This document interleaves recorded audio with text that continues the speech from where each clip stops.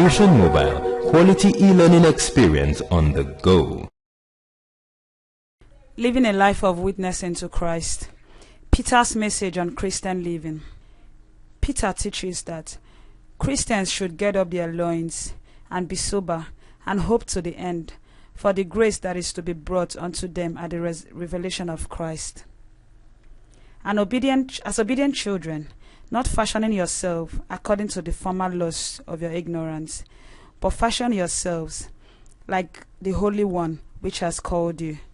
Therefore be holy in all manner of conversation, because it is written, Be holy, because I am holy. That's God speaking.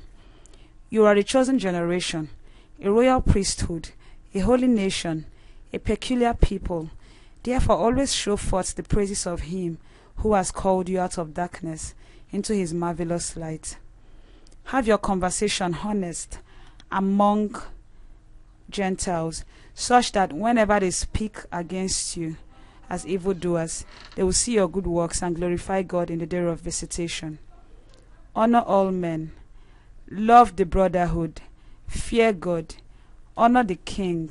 Servants, be subject to your masters, not only to the good and gentle, but also to the harsh and wicked ones.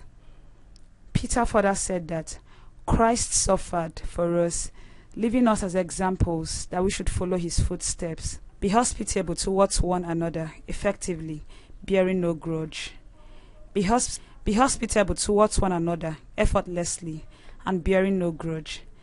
Be charitable towards one another, because charity covers a multitude of sins. Be sober and watch and pray, for the end is nearer than we think.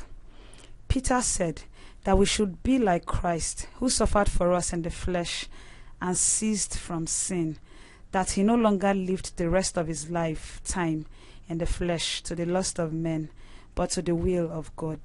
Peter said that we should be like Christ, who suffered for us in the flesh and ceased from sin, that he no longer lived the rest of his time in the flesh to the lust of men, but to the will of God. Paul's statement on children of the light. Paul said that the end is at hand. Let us therefore cast off the works of darkness and put on the armor of light. Let us walk honestly, making no provision for the flesh to fulfill the lusts thereof. Paul was just saying that we should wake up from sleep, because our salvation is nearer than we believed. Social vices and witnessing to Christ. Take 2. Social vices and witnessing to Christ. Some of the social vices include stealing, adultery and fornication, lying, envy. And these do not portray witness to Christ.